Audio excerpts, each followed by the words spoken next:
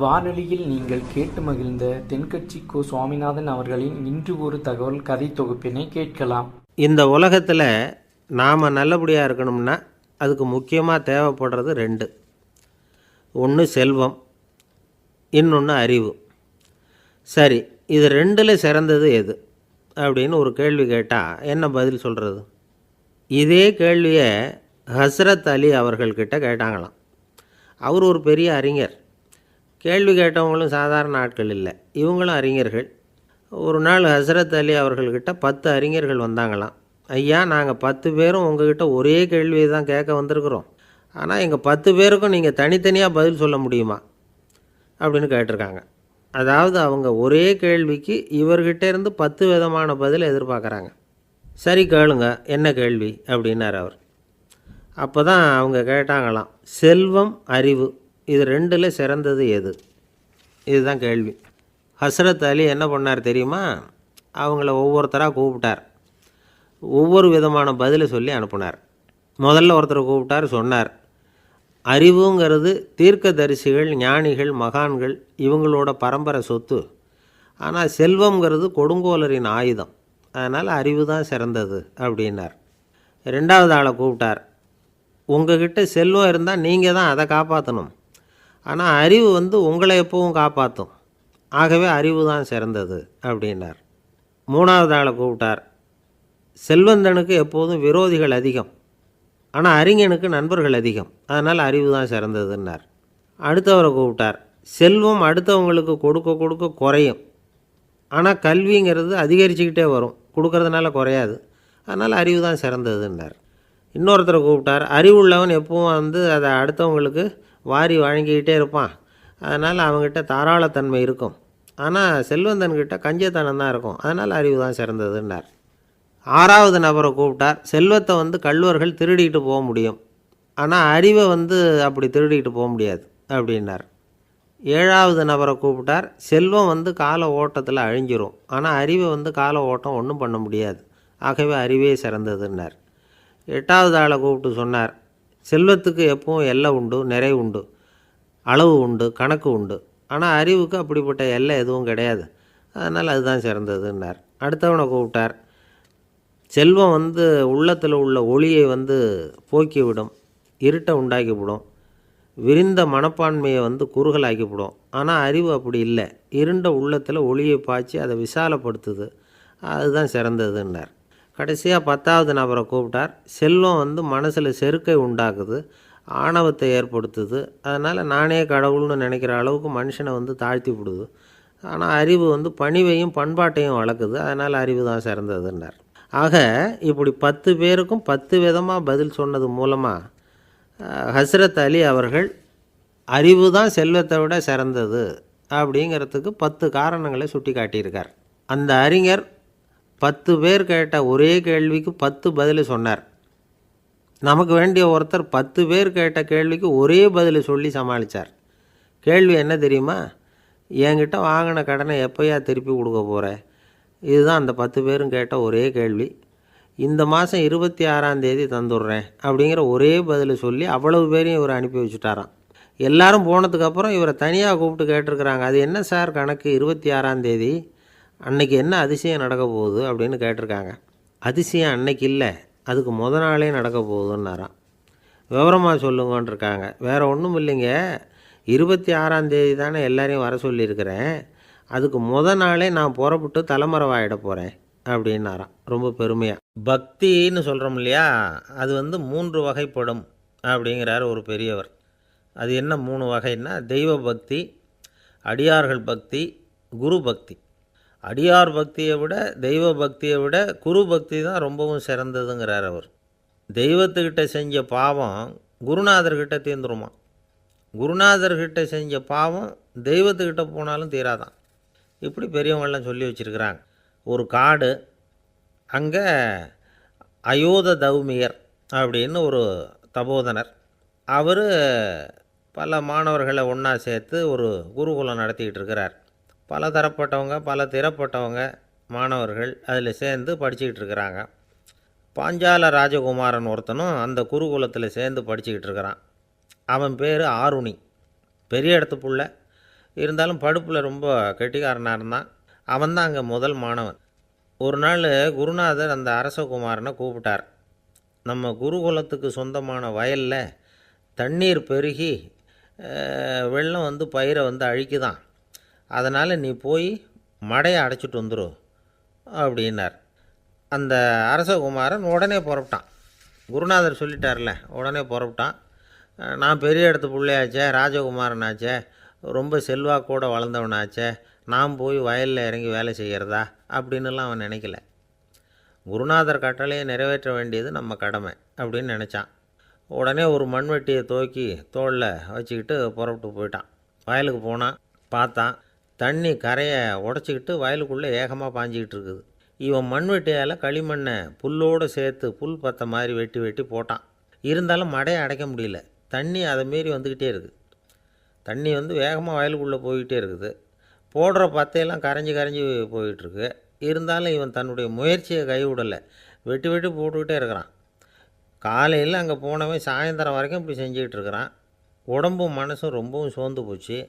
இருந்தாலும் குருநாதர் இட்ட கட்டளையை நிறைவேற்றாமல் இருக்கிறோமேங்கிற ஒரு குறை அவனுக்கு இருக்குது. குரு கட்டளையை நிறைவேற்றாத நான் வந்து இன்னமும் இருக்கணுமா அப்படின்னு யோசனை பண்ண ஆரம்பிச்சிட்டான். என்ன செய்யலாம்னு பார்த்தான்.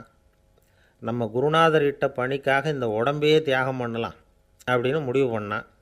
தண்ணி பாயுதில் அதுக்கு குறுக்க விழுந்து அப்படியே மடையை அடைச்சிக்கிட்டு அப்படியே படுத்துட்டான். இது மற்றவங்களுக்கு தெரியாது. அன்னைக்கு ராத்திரி ஒரு விளக்கு முன்னாடி உட்காந்து குருநாதர் பிள்ளைங்களுக்கு பாடம் சொல்லி கொடுத்துக்கிட்டு இருக்கிறார். முதல் வரிசையில் இருக்கக்கூடிய ராஜகுமாரனை காணலை. நம்ம ஆருணி எங்கே போனா அப்படின்னு சொல்லி மற்ற மாணவர்களை விசாரித்தார். இப்போ அவங்க சொன்னாங்க, சுவாமி அவன் காலையில் வயலுக்கு வந்து மடையை அடைக்கிறதுக்காக போனான், நீங்கள் தான் போக சொன்னீங்க, இன்னும் திரும்பி வரல அப்படின்னு ஒரு பையன். குருநாதர் உடனே ஒரு தீவெட்டி எடுத்துக்கிட்டு மாணவர்களை அழைச்சிக்கிட்டு வயலுக்கு போனார். அங்கே போய் பார்த்தா ஆளை காணும். ஆருணி ஆருணின்னு சொல்லி சத்தம் போட்டு கூப்பிட்டு பார்க்குறார். நான் இங்கே இருக்கேன் குருநாதா அப்படின்னு காலுக்கு அடியிலேருந்து ஒரு சத்தம் வருது. குனிஞ்சு பார்த்தா அவன் மடையில் படுத்துருக்குறான். என்னப்பா இதுன்னார். காலையிலேருந்து இந்த மடையை அடைச்சி பார்த்தேன் சுவாமி, முடியல, அதனால் இப்படி குறுக்க படுத்துட்டேன். என்னை தாண்டறதுக்கு பயந்து போய் தண்ணியை தேங்கி நின்றுட்டுது அப்படின்னா. அவனுடைய குரு பக்தியையும் அவனை தாண்டறதுக்கு அஞ்சு நிற்கிற தண்ணி தேக்கத்தையும் பார்த்துட்டு எல்லாரும் ரொம்ப ஆச்சரியப்பட்டு போயிட்டாங்களாம். ஆருணி எழுந்திரிச்சு வா அப்படின்னு கூப்பிட்டாரான் குருநாதர். அவன் தண்ணீரை பொழந்துக்கிட்டு எழுந்திரிச்சு வந்தானான். அதனால் அவனுக்கு வந்து உத்தாலகன் அப்படின்னு ஒரு பேர். உத்தாலகன்னா தண்ணீரை பிளந்தவன் அர்த்தம். அந்த உத்தாலகன் மாதிரி இந்த காலத்து மாணவர்களுக்கும் குரு பக்தி வேணும் அப்படின்னு சொன்னோம் ஒரு பள்ளிக்கூடத்தில். உடனே நிறைய மாணவர்கள் எழுந்திரிச்சு நின்னாங்க. சார், நீங்கள் எங்களை வந்து இன்னமும் சரியாக புரிஞ்சுக்கலன்னு நினைக்கிறோம். அன்னைக்காவது ஒருத்தன் அப்படி இருந்தான், இன்றைக்கி ஏகப்பட்ட உத்தாலகர்கள் இருக்கிறோம். எங்கள் வாத்தியார் கட்டளை இட்டால் இப்போவே அது மாதிரி வயலுக்கு போய் மடையில் குறுக்கப்படுத்துக்கிறதுக்கு இந்த வகுப்பில் உள்ள அத்தனை பேரும் தயாராக இருக்கிறோம் அப்படின்னாங்க. அப்படியா அப்படின்னு சொல்லி கேட்டோம் ரொம்ப சந்தோஷமாக. ஒருத்தன் ரொம்ப அடக்கமாக எழுந்திரிச்சான். அப்புறம் சொன்னான், ஆமாம் சார், வகுப்பில் வந்து இவர் நடத்துகிற பாடத்தை கேட்டுக்கிட்டு இருக்கிறத விட பேசாமல் போய் மடையில் படுத்துடுறது ஒன்றும் கஷ்டமான காரியமாக இருக்காது, அதனால தான் எல்லோரும் அங்கே போகிறேன்னு சொல்கிறோம் அப்படிங்கிறான். ஒரு ஊரில் ஒரு ராஜா இருந்தார். அந்த ராஜாவுக்கு ஒரு மந்திரி. ராஜா ரொம்ப நியாயமானவர், நேர்மையானவர், கண்டிப்பானவர். தப்பு செய்கிறது யாராக இருந்தாலும் தண்டனை கொடுப்பார். வேண்டியவங்களுக்கு ஒரு நியாயம், வேண்டாதவங்களுக்கு ஒரு நியாயங்கிறதெல்லாம் அவர்கிட்ட கிடையாது.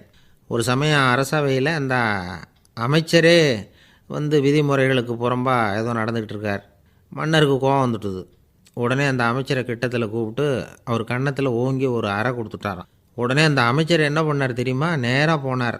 அங்கே நின்றுக்கிட்டு இருந்த இன்னொருத்தர் கன்னத்தில் ஓங்கி அரைஞ்சார். அறை வாங்கினவர் திகைச்சு போயிட்டார். இவர் ஏன் நம்மளை வந்து அரைகிறார் அப்படின்னு யோசனை பண்ணார். மன்னரும் திகைச்சு போயிட்டார். நாம் இவர் அரைஞ்சா அதுக்காக இவர் போய் இன்னொருத்தர் அரையணுமா அப்படின்னு யோசனை பண்ணார். இவருக்கு என்ன பைத்தியமானு கூட நினைக்க ஆரம்பிச்சிட்டார். ஆனால் என்ன ஆச்சுன்னா, அப்புறம் அமைச்சர் அவர் கவனிச்சிக்கிட்டு இருந்தாரா, அவர் இன்னொருத்தர் அரைஞ்சார் இல்லையா, அந்த அறை வாங்கின ஆசாமியை பார்த்து கத்திக்கிட்டு இருந்தார். யார்? அமைச்சர். ஏன்பா என்கிட்ட அறையை வாங்கிக்கிட்டு இப்படி விவரம் இல்லாமல் நின்றுக்கிட்டு இருக்கிறிய, நான் உனக்கு கொடுத்ததை நீ வேறு யாருக்கிட்டையாவது கொடுத்துரு அப்படின்னார். உடனே அந்த ஆள் பார்த்தான். தனக்கு அடுத்தபடியாக நின்றுக்கிட்டு இருந்தவனை ஓங்கி ஒரு அறை அரைஞ்சான். அவன் கன்னத்தை தடவிட்டே யோசனை பண்ணான். இது ஏதோ புரிஞ்சுக்கிட்ட மாதிரி அடுத்தாப்பில் நின்றுக்கிட்டு இருந்தவனை அரைஞ்சான். இப்படி இந்த அறை வந்து மாறி மாறி போய்கிட்டே இருக்குது. ஊர் பூரா பிரயாணம் பண்ண ஆரம்பிச்சுட்டுது. அன்றைக்கி ராத்திரி அந்த ராஜா படுக்கிறதுக்காக போனார். அந்த நேரம் பார்த்து அவர் கன்னத்தில் பலார்னு ஒரு அறை விழுந்தது. நம்மளே அறையிறது யார் அப்படின்னு அதிர்ச்சியோட மன்னர் திரும்பி பார்க்குறாரு. அரைஞ்சது அவரோட மனைவி. என்னாச்சு உனக்குன்னு கத்துனார் ராஜா. உங்களுக்கு தெரியாதா, ஊர் பூரா ஒருத்தர் மாற்றி ஒருத்தர் மூலமாக இந்த அறை வந்து பிரயாணம் பண்ணிட்டு வருது அப்படின்னாங்க அந்த அம்மா. அப்படின்னா ஆரம்பித்த இடத்துக்கே வந்துட்டுதா அப்படின்னாராம் மன்னர். என்ன சொல்கிறீங்கன்னு கேட்டிருக்காங்க. இவர் விவரத்தை சொன்னாராம். அப்படின்னா நீங்கள் ஆரம்பித்து வச்ச இந்த விளையாட்டை நான் முடிச்சு வச்சுட்டேன் அப்படின்னாங்களாம் அந்த அம்மா. மறுநாள் காலை மறுபடியும் அரசவை கூடிச்சு அந்த அமைச்சர் மன்னரை பார்த்து கேட்டார், என்ன மகாராஜா, என்கிட்ட கொடுத்ததை திருப்பி வாங்கிட்டீங்களா அப்படின்னாராம். இப்படி நடக்கும்னு நான் எதிர்பார்க்கவே இல்லைன்னார் மன்னர். ஆனால் நான் எதிர்பார்த்தேன். அது எங்கே போயிட போகுது, ஊர் பூரா சுற்றி கடைசியில் உங்ககிட்ட தான் வந்து சேரும் அப்படிங்கிறது எனக்கு தெரியும் அப்படின்னார் அமைச்சர். இந்த கதை வந்து வேடிக்கையாக இருந்தால் கூட இதில் உள்ள கருத்து முக்கியமானது. இந்த உலகத்தில் பல கருத்துக்கள் இப்படி தான் மாறி மாறி சுற்றி வந்துக்கிட்டே இருக்குது. நம்மால் ஒருத்தன் தன்னுடைய நண்பன் ஒருத்தனை கடத்தரில் பார்த்தான். உடனே ஓடி போய் பலார்னு ஒரு அறை கொடுத்தானான். அவன் கண்ணத்தை தடவிட்டு ஏன்டா என்ன அரைஞ்சேன்னு கேட்டிருக்கான். நீ ஏன்டா என்னை முட்டாள்னு என் மனைவிட்ட போய் சொன்னேன் அப்படின்ட்டுருக்கான் அவன். உன்னை ஒரு முட்டாள்னு சொன்னதுக்காகவா நீ என்ன அரைஞ்ச அப்படின்னு கேட்டிருக்கான் இவன். டேய், நான் அதுக்காக அறையலப்பா, அது ஒரு பெரிய ரகசியம். நான் முட்டாளுங்கிறது அந்த ரகசியத்தை நீ வந்து ஏன் எங்கள் வீட்டில் போய் சொன்னேன், அதுக்காக தான் அரைஞ்சேன் அப்படின்னு நான் அவன். துருக்மேனியாவில் அஷ்காபாத் அப்படின்னு ஒரு நகரத்தில் ஒரு புவியியல் விஞ்ஞானி இருந்தார். அவர் ஒரு நாய்க்குட்டி வளர்த்தார். ஒரு நாள் முன்னிரவு நேரம் ஒரு மேஜைக்கு முன்னாடி உட்காந்து அந்த விஞ்ஞானி ஏதோ கணக்கு போட்டுக்கிட்டு இருக்கிறார். அவருக்கு ஒரு சின்ன பெண் குழந்தை, அது தொட்டிலில் தூங்கிட்டு இருக்குது. அந்த நாய்க்குட்டியும் ஒரு மூலையில் படுத்து அது பாட்டுக்கு தூங்கிட்டு இருந்தது. ஒரே அமைதி. அந்த நேரத்தில் திடீர்னு அந்த நாய்க்குட்டி துள்ளி எழுந்திரிச்சிது. நேராக குழந்தைகிட்ட ஓடிச்சு. அந்த குழந்தைய அது போட்டிருந்த ட்ரெஸ்ஸோடு சேர்த்து கவ்வி தூக்குச்சு. தூக்கிக்கிட்டு வாசல் பக்கம் ஓடிச்சு. நாய்க்குட்டி குழந்தைய கவ்வி தூக்க முடியுமாங்கிற சந்தேகம் உங்களுக்கு இல்லையா? நீங்கள் வந்து நம்மூர் நாய்க்குட்டியவே பார்த்து பழக்கப்பட்டிருக்கீங்க, அதனால் நம்புறதுக்கு சிரமமாக இருக்கும். அந்த ஊர்லெலாம் அது வந்து ரொம்ப ஸ்ட்ராங்காக இருக்கும், ஒரு ஏதோ கண்ணுக்குட்டி மாதிரி இருக்கும். விஞ்ஞானி அதை பார்த்துட்டார். உடனே அந்த நாய்க்கு வந்து வெறி பிடிச்சிட்டுதுன்னு முடிவு பண்ணிவிட்டு தன்னோட கை துப்பாக்கியை எடுத்துக்கிட்டு ஓடி வந்தார். அவர் வெளியில் வந்து நாய்க்குட்டி எங்கே அப்படின்னு பார்த்து தேடுறார். அந்த நேரத்தில் அந்த வீடு வந்து இடிஞ்சு விழுது. காரணம் பூமி அதிர்ச்சி. இப்படி பூமி அதிர்ச்சி உண்டாக போகுதுங்கிறது அந்த நாய்க்குட்டிக்கு முன்னாடியே தெரிஞ்சு போச்சு. அதுதான் குழந்தைய தூக்கிட்டு வெளியில் ஓடி வந்திருக்குது. அது மூலமாக அந்த குடும்பத்தையே காப்பாற்றிருக்குது அந்த நாய்க்குட்டி. இந்த சம்பவம் நடக்கிறதுக்கு 3 நாளைக்கு முன்னாடியே சில பிராணிகளுக்கு இப்படி நடக்க போகுதுங்கிறது தெரிஞ்சிருக்குதான். ஆமாம், அந்த நகரத்தில் 3 நாளைக்கு முன்னாடியே பாம்பு, பல்லி இதெல்லாம் அது தங்கியிருந்த வலையை விட்டு வெளியில் ஓடி வந்துட்டுது. அதே மாதிரி அங்கே இருந்த புறாவெல்லாம் பறந்து போயிடுச்சான். இதே மாதிரி யுகோஸ்லோவியாவில் கூட ஒரு நகரம், அங்கே ஒரு நாள் ராத்திரி ஒரு மிருக காட்சி சாலையில் திடீர்னு ஒரு பெரிய கலவரம், கூச்சல், குழப்பம். அங்கே இருந்த கழுதை, புலி, யானை, பறவை எல்லாம் கண்ணாபின்னான்னு கத்த ஆரம்பிச்சுட்டுது. நேர் யானை அதுக்குன்னு போடப்பட்டிருந்த தடுப்பையே தாண்டி குதித்து வெளியில் வந்துட்டு தான். மறுநாள் தான் எல்லாருக்கும் விஷயம் புரிஞ்சுது. அடுத்த நாள் காலையில் அங்கே பூமி அதிர்ச்சி உண்டாயிட்டுது. இப்போ பாருங்கள், அதாவது மனுஷனை போய் தீர்க்கதரிசி அது இதுன்னு சொல்லிகிட்டு இருக்கிறோம். இவனை விட அது பரவாயில்லைன்னு தோணுது. அதாவது மிருகங்கள் ஒன்று நடக்க போகுதுங்கிறத முன்னாடியே புரிஞ்சுக்குதே. சரி, இதெல்லாம் எப்படி அது முன்கூட்டி புரிஞ்சுக்குது? அதுதான் படைப்பு ரகசியம். அதை கண்டுபிடிக்கிறதுக்கு தான் மனுஷன் வந்து ஆராய்ச்சி பண்ணிகிட்டு இருக்கிறான். விஞ்ஞானிகளோட ஆராய்ச்சியெல்லாம் ஒரு பக்கம் இருக்கட்டும், வீட்டுக்குள்ளேயே சில ஆராய்ச்சி பண்ணி பாருங்களேன். இப்போ சில யோசனை சொல்லி அதை சோதனை பண்ணி பாருங்க அப்படின்னு ஒருத்தர் சொன்னாராம். அதாவது இப்போ மழை வருமா வராதா அப்படின்னு தெரிஞ்சுக்கணுமா, உடனே ஒரு பூனைக்குட்டி பின்னாடியே மெதுவாக போய் அது என்ன செய்யுதுன்னு கவனித்து பார்க்கணும். பூனைக்குட்டி தன்னோட பாதத்தினால சுகத்தில் வந்து அப்படி கீறிக்கிட்டு இருக்கும். அப்படி கீறினா கண்டிப்பாக மழை வரும். சில சமயம் பூனைக்குட்டி அப்படியே மல்லாந்து படுத்துக்கிட்டு பாதத்தை உயர தூக்கும், அப்படியும் இப்படியும் புரளும். இப்படி செஞ்சதுன்னா அன்னைக்கும் மழை இருக்காது. அதனால் முன்னாடி இருந்தது மழை வர்றதுக்கு அறிகுறி, இது மழை இல்லைங்கிறதுக்கு அறிகுறி. பறவைகள், பிராணிகள் இதுகளோட நடவடிக்கைகளை பார்த்துட்டு அதையெல்லாம் அடிப்படையாக வச்சு தான் காலநிலையை கண்டுபிடிக்கிற கருவிகளை கண்டுபிடிச்சிருக்கிறாங்க. வாத்து இருக்குல்ல, சில சமயம் தன்னோட அழகை தன்னோட இறகுகளில் அப்படியே புதைச்சிக்கும். அப்படி செஞ்சால் குளிர்காலம் வரப்போகுதுன்னு அர்த்தம். பருவநிலை குளிராக மாறப்போகுதுங்கிறதுக்கு இதுதான் அறிகுறி. சிட்டுக்குருவி இருக்குதுல்ல, அதெல்லாம் புழுதியில் விழுந்து புரளும், சிறகுகளை வந்து படபடன்னு அடிச்சுக்கும். அப்படி செஞ்சால் மழை வரப்போகுதுன்னு அர்த்தம். ஒன்று மட்டும் நாம் நல்லா தெரிஞ்சுக்கணும், இயற்கையின் சீற்றம்னு சொல்கிறோம் இல்லையா, இயற்கை ஏன் நம்ம மேலே கோவப்படுது? இயற்கையை நாம் அனுசரித்து போகிறதில்ல, அதனால் கோவப்படுது. காடுகளை அழிக்கப்படாது, விலங்குகளை கொல்லக்கூடாது, இயற்கை ஏற்படுத்தி வச்சுருக்கிற சமநிலையை கெடுக்கக்கூடாது. அதை புரிஞ்சுக்கிட்டு வாழ்ந்தோம்னா பூமியும் நடுங்காது, நாமளும் நடுங்க வேண்டிய அவசியம் இருக்காது. ஒருத்தர் இருந்தார், சாராய கடைக்கு போனாராம், நிறைய சாப்பிட்டார். அப்புறம் சொன்னார், இது ரொம்ப அற்புதமான சரக்கு போல் இருக்குது, உள்ளே போன உடனே இந்த பூமியே நடுங்கிறது மாதிரி இருக்குது எனக்கு அப்படின்னாராம். இதுக்கு கடைக்காரர் சொல்லியிருக்கார், நீங்கள் சாப்பிட்டது வெறும் பச்சை தண்ணி தாங்க, இப்போ ஏற்பட்டிருக்கிறது நிஜம் பூமி அதிர்ச்சி அப்படின்னாராம். ஒரு இலக்கிய கூட்டம் ஏற்பாடு பண்ணியிருக்கிறோம், நீங்கள் அவசியம் வந்து அதில் பேசணும் அப்படின்னு கேட்டுக்கிட்டார் ஒருத்தர். வேணாங்க, 4 பேருக்கு முன்னாடி வந்து நிற்கிறதுனா எனக்கு ரொம்ப கூச்சமாக இருக்கும் அப்படின்னாரு இவர். ஏன் சார் இன்னமும் குழந்த மாதிரி கூச்சப்படுறீங்களே அப்படின்னார் அவர். அவரை ஒரு மாதிரியாக சமாளித்து அனுப்பி வச்சுட்டு அதுக்கப்புறம் அதை பற்றி இவர் யோசித்து பார்த்துருக்கார். சில நிபுணர்கள் எழுதியிருக்கிறத படித்தும் பார்த்துருக்கிறார். மனோதத்துவ நிபுணர்கள் என்ன சொல்கிறாங்க தெரியுமா? 10லேருந்து 20% குழந்தைகள் பிறக்கிறப்பவே கூச்ச சுபாவம் கொண்டதாக தான் இருக்குதான்.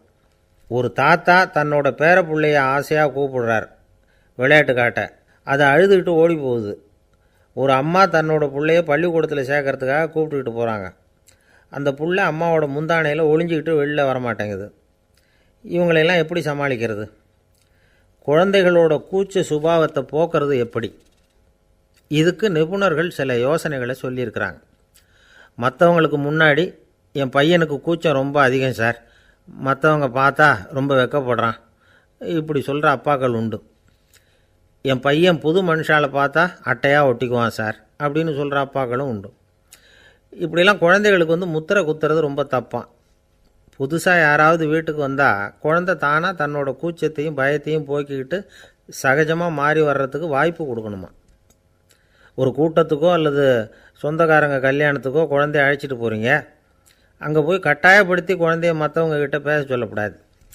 சில சமயம் குழந்தை தானாக தன்னுடைய கூச்ச சுபாவத்தை விட்டு பேசுகிறதுக்கு முன் வந்தால் அதை பாராட்டணும். குழந்தை கலகலப்பு இல்லாமல் மௌனமாக இருந்ததுன்னா அதையும் கண்டுக்கக்கூடாது. குழந்தை பேச ஆரம்பித்தா அதை ஆர்வத்தோடு கவனிக்க தெரியணும். கலந்து உரையாடுற பழக்கத்தை வீட்லேயே ஆரம்பிக்கலாம். கேட்டதுக்கு பதில் சொல் அப்படின்னு நீங்கள் அதிகாரம் பண்ணிகிட்டு இருக்கக்கூடாது. அது வந்து குழந்தைக்கு பேசுகிற சந்தர்ப்பத்தை குறைச்சிருமா. இப்போ நாம் அதிகாரம் பண்ணால் கேலி செய்கிற பழக்கம் குழந்தைகளை வந்து ரொம்ப பாதிச்சிருமா. பெரியவங்களானதுக்கு அப்புறமும் சில பேர் கூச்சத்தோடவும் பயத்தோடவும் இருக்கிறதுக்கு இதுதான் காரணம். சின்ன வயசில் அவங்கெல்லாம் ஏதாவது கேலிக்கு ஆளாகி இருப்பாங்க. 2வது குழந்தை மூத்த குழந்தைய வந்து கேலிக்கு ஆளாகிற சந்தர்ப்பங்களை கண்டு கேலி பண்ணினா அது இளம் நெஞ்சங்களை விட்டு நீங்கிறதே இல்லையா. எப்பவும் குழந்தையோட நடை உடை பாவனைகளை பற்றி சொல்லிக்கிட்டே இருக்கக்கூடாதான். அதுவே கூச்ச சுபாவத்தை கொண்டுட்டு வந்துடுமா. அப்பா எங்கேன்னு யாராவது கேட்டால் இது மாதிரி இன்ன காரியத்துக்காக வெளியில் போயிருக்கார், இத்தனை மணிக்கு திரும்பி வருவார் அப்படின்னு சொல்கிற அளவுக்கு குழந்தைகளை வந்து பழக்கப்படுத்தி வைக்கணும். ஃபோன்லேயே யாராவது விசாரித்தா கூட இது மாதிரி பதில் சொல்லு அப்படின்னு சொல்லணும். சின்ன சின்ன மீட்டிங்கில் 4 வார்த்தை பேச தயார் பண்ணலாம். ஒரு கடையிலையோ அல்லது ஹோட்டல்லையோ ஏதாவது விவரம் கேட்கணும்னா உங்கள் குழந்தைய தைரியமாக அனுப்புங்க. குழந்தைகள் பணிவாகவும் பொறுமையாகவும் விவரம் கேட்குறப்போ கூச்ச சுபாவம் தானாக போயிடும். சின்ன வயசுலேயே இப்படிலாம் பழக்கப்படுத்தினா தான் வருங்காலத்தில் தைரியமாக இந்த சமுதாயத்தில் வாழ முடியும். இல்லைன்னா 60 வயசுலேயும் அடுப்பங்கரையை விட்டு வெளில வர்றதுக்கு கூச்சப்பட்டுக்கிட்டு தான் இருக்க வேண்டியிருக்கும். இந்த காலத்து பிள்ளைங்க எவ்வளவோ பரவாயில்ல, எதுக்கும் தயங்குறதில்ல, கூச்சப்படுறதில்ல. ஒரு அம்மா அடுப்பங்கரையிலேருந்து சத்தம் போட்டாங்க, டேய் ராமு, தயவு பண்ணி அந்த டிவியை நிறுத்துறா, அந்த பெண்ணோட குரல் மகா மோசம், அடுப்பங்கரையில் இருக்கிற என்னாலேயே அதை சகிச்சிக்க முடியல அப்படின்னாங்களாம். உடனே பையன் கொஞ்சம் கூட தயங்காமல் பதில் சொல்கிறான், அம்மா இந்த குரல் டிவியிலேருந்து வரல, எதிர்த்த விட்டு மாமி தான் இங்கே வந்திருக்கிறாங்க, அவங்க தான் இப்போ என்னோட பேசிக்கிட்டு இருக்கிறாங்க அப்படின்னு. ஐயா, உங்கள் பேரை தொடர்ந்து தினம் கேட்டுக்கிட்டு இருக்கிறேன் அப்படின்னார் ஒருத்தர். தொடர்ந்து கேட்குறீங்களே, உங்களுக்கு காது வலிக்கலையா அப்படின்னு கேட்டோம். பேசுகிற உங்களுக்கே வாய் வலிக்கலை அப்படிங்கிறப்போ கேட்குற எங்களுக்கு எப்படி காது வலிக்கும் அப்படின்னார். நம்ம உடம்புல ஒரு அதிசயம் என்ன தெரியுமா? ரொம்ப நேரம் நாம் நடக்கிறோம்னு வச்சுக்கோங்க, கால் வலிக்கும். ரொம்ப நேரம் வேலை செஞ்சால் கை வலிக்கும், உடம்பு வலிக்கும். ரொம்ப நேரம் பார்த்துக்கிட்டே இருந்தால் கண்ணு வலிக்கும். ரொம்ப நேரம் பேசிக்கிட்டே இருந்தால் வாய் கூட வலிக்கும். ஆனால் ரொம்ப நேரம் கேட்டுக்கிட்டே இருக்கிறதுனால காது வலிக்கிறது இல்லை. அதனால் கேட்குறதுக்கு முக்கியத்துவம் கொடுத்தாங்க நம்ம பெரியவங்க. திருவள்ளுவர் வந்து தேவையில்லாமல் வார்த்தைகளை உபயோகப்படுத்த மாட்டார். ஒரு திருக்குறள்னு எடுத்துக்கிட்டாவே அதில் மொத்தம் 7 வார்த்தைகள், அவ்வளவுதான். அப்படி 7 வார்த்தைகள் மட்டுமே உள்ள ஒரு திருக்குறளில் வள்ளுவர் ஒரே வார்த்தையை 5 தடவை உபயோகப்படுத்தியிருக்கிறார், திரும்ப திரும்ப பயன்படுத்தியிருக்கிறார். அப்படின்னா அதை எந்த அளவுக்கு வலியுறுத்தி சொல்கிறார் அப்படிங்கிறத நாம் புரிஞ்சுக்கணும். அது என்ன குறள்? செல்வத்துள் செல்வம் செவிச்செல்வம், அச்செல்வம் செல்வத்துள் எல்லாம் தலை. செவிச்செல்வம்ங்கிறது அவ்வளவு முக்கியமானது. கற்றலின் கேட்டல் நன்று. அதிகம் கேட்கணுங்கிறதுக்காக தான் எவ்வளவு கேட்டாலும் காது வலிக்கிறதில்ல. குறைச்சலாக பேசணும், அதிகமாக கேட்கணும். இன்னொரு விஷயம் கவனிங்க, நம்ம உடம்பில் கண்ணுக்கு மூடி இருக்குது, எதையாவது நாம் பார்க்க விரும்பலைன்னா உடனே கண்ணை மூடிக்கலாம். நம்ம வாய்க்கு மூடி இருக்குது, பேச விருப்பம் இல்லையா, வாயை மூடிக்கலாம். மூக்குக்கு கூட மூடிக்கிற வசதி இருக்குது, எதையாவது முகர விருப்பம் இல்லையா, மூச்சை அடக்கிக்கலாம். ஆனால் பாருங்கள், காதுக்கு மூடி கிடையாது, அதை கையால் தான் மூட முடியும். யார் என்ன சொன்னாலும் அது நல்லதோ கெட்டதோ காதில் விழுந்துக்கிட்டு தான் இருக்கும். அறிவு தான் நல்ல விஷயங்களை எடுத்துக்கிட்டு கெட்ட விஷயங்களை விட்டுடணும். நல்ல கருத்துக்கள் நம்ம காதில் நிறைய விழுந்துக்கிட்டே இருக்கணும். அதை கேட்டு நாம் நல்லபடியாக வாழணுங்கிறது தான் படைப்பின் விருப்பம். ஆன்மீகவாதிகள் கூட ஒன்று சொல்லுவாங்க, அதாவது ஆன்மீக பாதையில் நீங்கள் முன்னேறணும்னா முதல்ல சிரவணம் செய்யணும்பாங்க. அதாவது பெரியவங்க சொல்கிற நல்ல கருத்துக்களை கேட்கணும் அப்படின்னு அதுக்கு அர்த்தம். அதனால் யார் நல்ல கருத்துக்களை சொன்னாலும் அதை காது கொடுத்து கேளுங்க. இவ்வளவு கருத்துக்களையும் நம்ம நேயர் ஒருத்தர்கிட்ட சொல்லிகிட்டு இருந்தோம்.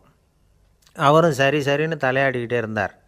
அப்புறம் சொன்னார், நீங்கள் சொல்கிறது சரிதான் சார், காதுக்கு மூடி இல்லைங்கிறது ரொம்ப சரி, அதனால தான் உங்கள் தகவல் கூட நாங்கள் விரும்புகிறோமோ இல்லையோ தினம் காதில் விழுந்துக்கிட்டு இருக்குது அப்படின்னார். எங்களுக்கு ரொம்ப பெருமையாக இருந்தது. அப்படியா அப்படின்னோம். ஆனாலும் என்ன மாதிரி சில பேர் நீங்கள் தகவல் சொல்கிற சமயத்தில் காதில் மூடி இல்லையேன்னு சொல்லி கவலைப்படுறதில்ல சார் அப்படின்னார். ஏன்னு கேட்டோம். காதை மூடுறதுக்கு தானே வசதி இல்லை, ரேடியோவை மூடுறதுக்கு வசதி இருக்குதுல்ல, அதனால் டக்குன்னு அதை மூடி வச்சுருவோம் அப்படின்னார். ஒரு ராஜா இருந்தார். நாடு பூராவும் நிறைய மரங்களை நட்டு வளர்க்கணுங்கிறது அவரோட ஆசை. தானே அதுக்கு முன்மாதிரியாக இருக்கணும்னு நினச்சார். அரண்மனையை சுற்றி மரங்களை நட்டு வளர்த்தார். இதை பார்த்துட்டு ஜனங்களும் அவங்கவுங்க வீட்டை சுற்றி மரக்கன்றுகளை நட்டு வளர்த்தாங்க. கொஞ்ச காலத்தில் ஊர் பூரா பசுமையாக மாறிச்சு. எல்லாருக்கும் சந்தோஷமாக இருந்தது. இது ஒரு பக்கம் இருக்கட்டும். இப்போ நான் சொல்ல போகிற கதை வேறு. அதாவது அந்த ராஜா ஒரு நாள் தன்னுடைய அரண்மனையை சுற்றி இருக்கிற விதவிதமான மரங்களை எல்லாம் போய் பார்த்தார். எப்படி இருக்கிறீங்க அப்படின்னு ஒவ்வொரு மரத்துக்கிட்டையும் விசாரித்தாராம். எந்த மரமும் சந்தோஷமாக இருக்கிறதா தெரியல. அதுக்கும் மனசில் ஒரு குறை. முதல்ல ஆலமரத்துக்கிட்ட போனார். அது சொல்லிச்சு, மண்ணா நான் நல்லா பெருசாக வளர்ந்துருக்கிறேன், அடர்த்தியாக இருக்கிறேன், கிளையெல்லாம் 4 பக்கமும் நல்லா படர்ந்து தான் இருக்குது, இருந்தாலும் எந்த பிரயோஜனமும் இது இருக்கிறதா தெரியல எனக்கு. என்னுடைய பழம்லாம் ரொம்ப சின்னதாக இருக்குது, என் கண்ணுக்கு சரியாக புறப்பட மாட்டேங்குது.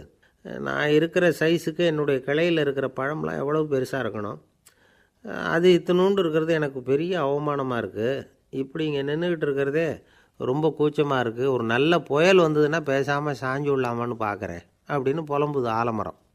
சரி இருக்கட்டும்னு நினச்சிக்கிட்டு ராஜா அடுத்தபடியாக ஒரு அத்தி மரத்துக்கிட்ட போனார். அதுவும் புலம்ப ஆரம்பிச்சுட்டுது. நான் கூட பெரிய மரம் தான், இல்லை இலையெல்லாம் அழகாக தான் இருக்குது, பழம் அழகாக இருக்குது, இருந்தாலும் உள்ள விஷயம் இல்லையே, அத்தி பழத்தை புட்டு பார்த்தா அத்தனையும் சொத்தை அப்படின்னு பழமொழியே உண்டாயிட்டுதே, இப்படி ஒரு கெட்ட பேரோடு நான் இருக்கணுமா அப்படின்னு புலம்புது அது. சரி இது இருக்கட்டும் அப்படின்னு சொல்லி அடுத்தபடியாக வேப்ப மரத்துக்கிட்ட போனார். அது தன்னுடைய வேதனையை வெளியிட்டது. எனக்கு எவ்வளவோ மருத்துவ குணங்கள்லாம் இருக்கிறதா சொல்லிக்கிறாங்க, இருந்தாலும் என்ன பிரயோஜனம், என்னுடைய பழத்தை மனிதர்கள் யாரும் விரும்பி சாப்பிட்றது இல்லையே அப்படின்னுது. ராஜா அடுத்தாப்புல இருந்து ஒரு பனை மரத்துக்கிட்ட போனார். நான் நல்லா உயரமாக தான் வளர்ந்துருக்கிறேன், மற்ற மரங்கள்லாம் என்னை அண்ணாந்து தான் பார்க்கணும், இருந்தாலும் என்கிட்ட நிழலுக்காக யாரும் ஒதுங்கிறது இல்லையே அப்படின்னுது. என்ன இது எல்லா மரமும் இப்படி திருப்தி இல்லாமல் இருந்துக்கிட்டு இருக்குதே அப்படின்னு நினச்சிக்கிட்டே ராஜா அடுத்தபடியாக அங்கே இருந்த ஒரு பைன் மரத்துக்கிட்ட போனார். அழகாக உயரமாக பசுமையாக தான் இருந்தது, ஆனால் பழமோ பூவோ கிடையாது. அதை நினச்சி அது வருத்தப்பட்டுக்கிட்டு இருக்குது. ஓக் மரம் அது ஒன்று நின்றுட்டு இருந்தது. அது என்ன சொல்லிச்சுன்னா, இலையுதிர் காலத்தில் என் மேலே இருக்கிற எல்லா இலைகளும் உதிர்ந்து போடுது, முடி கொட்டின மனிதர்கள் மாதிரி மொட்டையாக நான் நிற்க வேண்டியிருக்குது, என்ன வாழ்க்கை இது அப்படின்னு சொல்லி அழுத்துக்கிட்டது. சரி புளிய மரம் என்ன சொல்லுது பார்ப்போம்னு அதுக்கிட்ட போனால், என்னுடைய நிழலில் யாருமே தங்க மாட்டாங்க, உடம்புக்கு சூடுன்னு ஒதுங்கி போயிடுவாங்க, அடிமரத்தை பார்த்திங்கன்னா பட்டையெல்லாம் உறிஞ்சி பார்க்குறதுக்கே கேவலமாக இருப்பேன் அப்படின்னுது அது. முருங்கை மரம் என்ன சொல்லிச்சு தெரியுமா, என்னுடைய இலை காயெல்லாம் சாப்பிட்றவங்களுக்கு சத்து கொடுக்கறது வாசம்தான், ஆனால் என் உடம்புல சத்தே கிடையாது, கொஞ்சம் வேகமாக காற்று அடிச்சதுன்னா முறிஞ்சு விழுந்துடுறேன், என்ன வாழ்க்கை இது அப்படின்னு சொல்லி அது வருத்தப்பட்டது.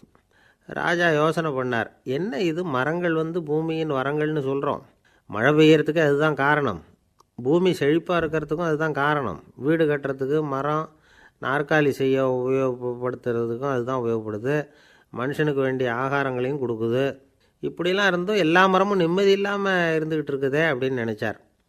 அப்போது அங்கே இருந்த ஒரு மகிழ மரம் அவர் கண்ணில் பட்டுது. அந்த மரம் மட்டும் கொஞ்சம் நிம்மதியாக மகிழ்ச்சியாக இருக்கிறது மாதிரி தெரிஞ்சுது. உடனே ராஜா அதுக்கிட்ட போனார். உனக்கு மனசில் எதுவும் குறை இல்லையான்னு கேட்டார். இல்லை, நான் சந்தோஷமாக தான் இருக்கேன்னு அந்த மகிழ மரம். அப்படியான்னு ஆச்சரியமாக கேட்டார் ராஜா. ஆமாம் மன்னா, இந்த இடத்துல நீங்கள் ஒரு முருங்கை மரத்தையோ வேப்ப மரத்தையோ கூட நட்டிருக்கலாம், ஆனால் இந்த இடத்துல நடுறதுக்கு என்ன தேர்ந்தெடுத்துருக்குறீங்க, அதுவே எனக்கு பெருமை, அதுவே எனக்கு திருப்தி அப்படின்னு தான் மகிழ மரம். மகிழ மரம் சாதாரணமாக தான் இருக்கும், இளம் மஞ்சள் நிறத்தில் பூக்கள், அது காய்ந்தும் மனம் வீசும். மகிழ மரம் மாதிரி மன திருப்தியோடு வாழறதுக்கு நாம் கற்றுக்கணுமா. நாம் இந்த உலகத்தில் ஒரு நாயாவோ நரியாவோ கூட பிறந்திருக்கலாம், மனுஷனாக பிறந்திருக்கிறோம், அதுவே பெருமை தானே. இந்த நிறைவு தான் மகிழ்ச்சியின் ரகசியம். ஒரு பையன் அப்பா கிட்ட போய், அப்பா நீங்கள் இந்த உலகத்தில் ஒரு மனுஷனாக பிறந்தது என்னோட அதிர்ஷ்டம் நானா. ஏண்டா அப்படி சொல்கிறேன்னு இருக்கார் அப்பா. நீங்கள் ஒரு கரடியாக பிறந்திருந்தா இந்நேரம் நானும் ஒரு கரடி குட்டியாக தானே இருந்திருப்பேன் அப்படின்னு நானா பையன். ஒரு ஊரில் ஒரு ராஜா இருந்தார். அவர் ஒரு பூனை வளர்த்தார். ரொம்ப செல்லமாக அவர் அந்த பூனையை வளர்த்தார். அவர் என்ன பண்ணுவார் தெரியுமா, இரவு நேரத்தில் அந்த பூனையோட தலையில் ஒரு விளக்கை வச்சுருவார். அந்த பூனை ரொம்ப ஜாக்கிரதையாக அந்த விளக்கு கீழே விழுந்துடாமல் பார்த்துக்கும். தலையை ஆட்டாமல் ரொம்ப நிதானமாக ராஜா பின்னாடி நடந்து போய்கிட்டே இருக்கும். அந்த விளக்கு வெளிச்சத்தில் எல்லா வேலைகளையும் செஞ்சுருவார். கையில் ஒரு விளக்கை தனியாக எடுத்துகிட்டு போக வேண்டிய அவசியமே இல்லை. விளக்கை தூக்கிட்டு போகிற வேலையை அந்த பூனை பார்த்துக்கும். அதனால் ராஜாவுக்கு அந்த பூனை மேலே ரொம்ப பிரியம். மந்திரிகளையெல்லாம் கூப்பிட்டு அவங்கக்கிட்ட சொல்லுவார், பார்த்தீங்களா இந்த பூனை எவ்வளவு விசுவாசமாக நடக்குது, என் பேரில் எவ்வளவு மரியாதை பார்த்தீங்களா அதுக்கு அப்படிம்பார். இதை கேட்டுவிட்டு அங்கேருந்த அமைச்சர்களில் ஒருத்தர் சொன்னார், மன்னா நீங்கள் சொல்கிறது சரிதான், இருந்தாலும் இந்த பூனையோட விசுவாசத்தை நாம் கொஞ்சம் சோதித்து பார்க்க வேண்டியிருக்கு அப்படின்னாராம். சரி, உங்கள் ஆசையை ஏன் கெடுக்கணும், நல்லா சோதித்து பாருங்கள் அப்படின்னு சொல்லிவிட்டார் ராஜா. உடனே அந்த அமைச்சர் என்ன பண்ணார் தெரியுமா, எங்கேயோ புறப்பட்டு போனார். ஒரு 5-6 எலிகளை பிடிச்சிக்கிட்டு வந்தார். அரண்மனையில் ராஜா ஏதோ வேலை பார்த்துக்கிட்டு இருக்கிறாரு. பக்கத்தில் அந்த பூனை ரொம்ப பணிவாக நின்றுக்கிட்டு இருக்குது. அது தலையில் விளக்கு எரிஞ்சிக்கிட்டு இருக்கு. அமைச்சர் தான் பிடிச்சிக்கிட்டு வந்த எலிகளை அந்த பூனை பார்வையில் படுறது மாதிரி எதிரில் விட்டார். அந்த எலிகள்லாம் அங்கேயும் இங்கேயும் ஓட ஆரம்பிச்சிது. அதை பார்த்தது பூனை, அவ்வளவுதான். தலையில் இருக்கிற விளக்கை பற்றியும் கவலைப்படலை, ராஜாவை பற்றியும் கவலைப்படலை. ஒரே பாய்ச்சலாக பாஞ்சு எலிகளை துரத்த ஆரம்பிச்சுட்டுது. தலையில் இருந்த விளக்கு எங்கேயோ போய் விழுந்தது, அணைஞ்சு போச்சு. இருட்டில் ராஜா தடுமாற ஆரம்பிச்சுட்டார். இந்த சமயத்தில் அந்த அமைச்சர் மறுபடியும் விளக்கை ஏற்றினார். வெளிச்சம் வந்தது. அதுக்கப்புறம் அந்த அமைச்சர் பேசினார், அரசே, பூனையோட விசுவாசத்தை பார்த்தீங்களா, எலி அது கண்ணில் படுற வரைக்கும் தான் விசுவாசமாக இருந்தது. அது மாதிரி எலியை பார்த்ததும் எல்லாத்தையும் விட்டுட்டு அதை துரத்த ஆரம்பிச்சுட்டு பார்த்தீங்களா. தான் அந்த பூனையை பற்றி நினச்சது தப்புங்கிறது அதுக்கப்புறம் தான் அந்த ராஜாவுக்கு புரிஞ்சுதான். சரி, இப்போ எதுக்கு இந்த கதையெல்லாம் அப்படிங்கிறீங்களா, இந்த பூனை மாதிரி தான் நம்ம மனசும். மனசை எவ்வளவு தான் பயிற்சி கொடுத்து பக்குவமாக வச்சுருந்தாலும் பார்க்குறதுக்கு பரமசாது மாதிரி தான் இருக்கும். பார்க்க வேண்டியதை பார்த்துட்டுதுன்னா பாஞ்சிரும். இந்த பூனை மாதிரி புலன் இன்ப பொருள்கள் கிட்டாத வரைக்கும் மனம் அடங்கி இருக்கிறது மாதிரி தான் தெரியும். கொஞ்சம் வாய்ப்பு கிடைச்சாலும் அது குதிக்க ஆரம்பிச்சிரும், தப்பு பண்ண ஆரம்பிச்சிரும். பெரிய பெரிய முனிவர்கள் வாழ்க்கையில் நடந்த வீழ்ச்சி இதை தான் நிரூபிக்குது. புலன்களின் ஆற்றல் அதிகம், அதனால் மனக்கட்டுப்பாடு பயிற்சிகளில் ரொம்ப எச்சரிக்கையாக இருக்கணுங்கிறார் சுவாமி சிவானந்தர். மது பழக்கத்தையே விட்டுவிட்டேன்னு உறுதியாக இருப்பான். கடை கண்ணில் பட்டுவிட்டுதுன்னா கால் அவனை கேட்காமலே இழுத்துக்கிட்டு உள்ளே போயிடும். இதுதான் மனசுங்கிறது. அதுதான் அந்த ராஜா வளர்த்த பூனை. நம்மால் ஒருத்தன் அந்த ராஜா பூனை தலையில் விளக்க வச்சது மாதிரி இவன் தன்னுடைய தலையிலேயே ஒரு விளக்கை ஏற்றி வச்சுக்கிட்டு என்னத்தையோ தேட ஆரம்பித்தான். தேடிக்கிட்டு இருக்கிறான். தலையை ஆட்டாமல் நிதானமாக நடந்து ரொம்ப நேரமாக தேடிகிட்டு இருக்கிறான். அந்த சமயம் அங்கே வந்த ஒருத்தர், என்னத்தை தேடுறீங்கன்னு கேட்டார். அதுதான் மறந்து போச்சு அப்படின்னு இழுத்தான். சரி, கொஞ்சம் இப்படி உட்காருங்க, ஞாபகம் வந்ததும் தேட ஆரம்பிக்கலாம் அப்படின்னார் அவர். இவன் கொஞ்ச நேரம் உட்காந்து யோசித்தான். அப்புறம் திடீர்னு எழுந்திரிச்சான். ஞாபகம் வந்துட்டுதுன்னா. என்னன்னு கேட்டார். எங்கள் வீட்டில் இருந்த விளக்கை எங்கே வச்சேன்னு தெரியல, அதை தான் தேடிக்கிட்டு இருக்கிறேன், ஏற்றி வைக்கலாம்னு பார்க்குறேன் அப்படின்னா